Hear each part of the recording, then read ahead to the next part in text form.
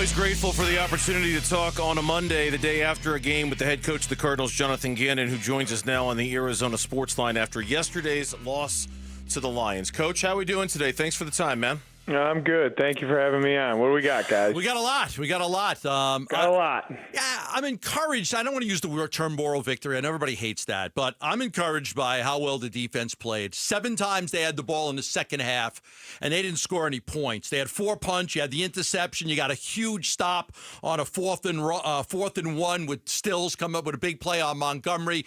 That defense, although they struggled a little bit in the first half, man, they gave you every opportunity to win that game in the second half. Yeah, I thought they played well. You know what I mean? Especially coming out of halftime, giving up 20 points, not playing so well. I thought our response was correct, and we made some adjustments, and we executed the adjustments. We had a lot of guys win some one-on-ones, some plays were being made, and I thought that we did enough on that phase to keep us in the game there. One of the things that you guys are, your bread and butter is running the football, and you guys were stymied in that yesterday. They did a really good job of taking that away. Connor was 17 yards on 9 carries. Overall, the running backs were 32 yards from 13 carries. What did they do so well to take the running game away from you? Yeah, I think they had a couple different looks for us, which all teams are going to do. I think it's more about us where we have to improve to make sure that, and it's like 4th grade football. Make sure our pads are down, we're creating displacement, our tracks are right for the backs, all those things that go into. It takes all 11 to run the ball well. And there's no doubt that was kind of definitely a positive for them, stopping the run game. And it set us back on some third downs. I think then that goes into third down where you're playing a game in 3rd and long, and it's hard to convert. You know what I mean? So we got to do a better job around the football. Yeah, and that was going to kind of lead into my question. When you watch the tape, was it a personnel issue when it came to the lack of the ability to run? Was it their personnel being better than yours, or was it a schematic thing? No, I don't think so. Okay. I think it's a little bit of alignment, assignment, key, and technique. Like I said, pad level, leverage, and I will say I don't want to discredit Detroit. That's a good front, sure, and they're a good football team. That's a good defense. But we got to do. There's no question. We got to do a better job in the run game. Do you think you guys offensively, under Drew and what you guys have built in the last year and a half, are you built to win games when teams take that away from you like that? Yeah, I think we need to be able to win all types of different games by how the defense decides to play you. And that's always a work in progress. And that at times throughout the game, that can change too. You know what I mean? So depending on the score and the time still left and all those things. But yeah, I absolutely do. I do think we can. I don't think we want to. I think, to be balanced, I think, is the way how we should play offense and win games. So we'll always try to find that balance and that consistency. But if teams sell out to stop the run, we got to be able to throw it to win the game. If teams sell out to stop a couple of receivers, we got to be able to run it to win the game. So that's always needed for every team to me. All right, I'm going to pick your brain here. I understand totally the 4th and 1. Murray, we thought he had it. It got challenged. It got reversed. No gain. They get the ball back. But you stopped them there. The 4th and 7, I got about a little bit over 11 minutes left in the game. Your defense is doing an outstanding job at that point of getting them off the field. You got a 4th and 7. You go for it. It's incomplete to Trey. They go 3 and out. But take me to that point. And 4th and 7, your own 47, a little bit over 11 minutes left. Why are you going for it right there instead of pinning him deep? Yeah, good question. At that point in time, being down 2 scores there, to me, I'm looking at how many possessions we have left, how the score's been going. And honestly, I didn't really want to get bled out and go down either stay 2 scores or possibly, 3 scores there. I just thought that was the best thing to do. So didn't work out. Had a look that we thought that we kind of liked. You know what I mean? They made a good play on it, but I thought that we needed to keep the ball in our hands there and get points on that possession. Hutchinson's a beast. I think he only had the 1 sack. The Barton kid played well. From everything I looked at, he played really well. He came out of the game.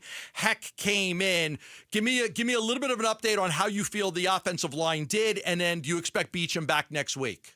Yeah, if you ask the offensive line right now, they're a little pissed off because we need to run it a little bit better. I thought we did do a really good job on 97. I really do. I know he had the 1 sack, and he had some pressures in there, but for what we did and the plan for him, we pick and chose our spots to, put four hands on them or chip them and chunk them or whatever the case may be. But I thought we did a good job. He definitely did not wreck the game.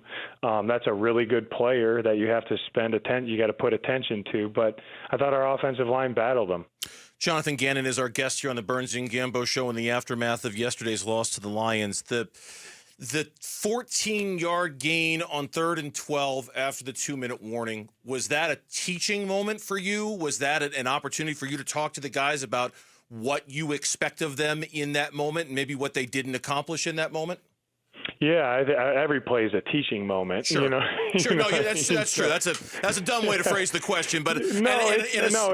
Yeah, an absolutely. especially strong way of you having a teaching moment because of what you're trying to accomplish there psychologically with your team. Absolutely. We point all those things out, and we got to do a better job on 3rd down. You know what I mean? There's no doubt about that. So a lot of teachable moments from today, but I'm enthused because our guys responded the right way, and I just told the media that it's not like, and they know this, we've seen these guys perform at a high level where we can do these things that we're asking them to do with a consistent nature. So I'm enthused that we can get it done. All right, I'm envisioning it right now. Murray back to pass, little quick to Marvin Harrison Jr. He flips it to Dort. You got the hook and ladder for the touchdown. Can we put that play in? Talk to Drew on that one.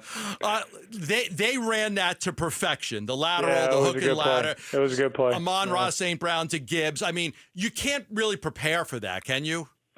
Yeah, there are some coaching points to it, but that's a really good play. You know what I mean? It really is. Hats off to them, execution, the players doing it. I thought it was a really good play. So we got some teaching points for it. You know what I mean? Things that can possibly prevent it. And different calls are played different ways, so that goes into it too. But I would say hats off to them on that one. All right, you think we should have one in our playbook? I mean, can I work you on that a little bit? We might have one in our playbook. Okay, all right, I like that play. Last week, you guys were really successful going down the field. Like, you had a lot of success against the Rams, who beat the 49ers, believe it or not. This seemed like this week they kind of took that deep ball away. You guys struggled on some of those deep passes to get the ball down the field. What did you see there? Yeah, I mean, we have chances, you know what I mean? So we got to just make sure we're doing all 11 guys, make sure we're protecting right, Kyler's footwork's right, his decision-making's right. We got to come down with a couple of them. But, the decision-making by Kyler to give our guys some chances down the field, we need to do that, and we will convert those moving forward. Jonathan Gannon, our guest here. So Trey McBride concussion protocol. Do you have an update on the other guys who got dinged yesterday? As I just told the media, I don't because it's 3:15. So we're still working through those guys. How about Beach? Still working through him too, but he had a good day today. Okay. Yeah, Justin Jones would be the one to be concerned about with a triceps injury. Would I be reading too much into that if I were to be concerned about him because of that particular injury for him? Well, hypotheticals, Gambo. I don't. Like I said, I don't know yet here on him. Okay, understood. All right, Coach. Coach, we appreciate the time as always, Thank man. you guys. Have a good week. Yeah, you got to take care. John, that is Jonathan Gannon, our guest here on the Burns Gambo show, coming off of the loss yesterday to the Detroit Lions. Thanks for watching Burns Gambo. Click to see more from the guys and hit the button in the middle to subscribe so you never miss a video from Arizona sports.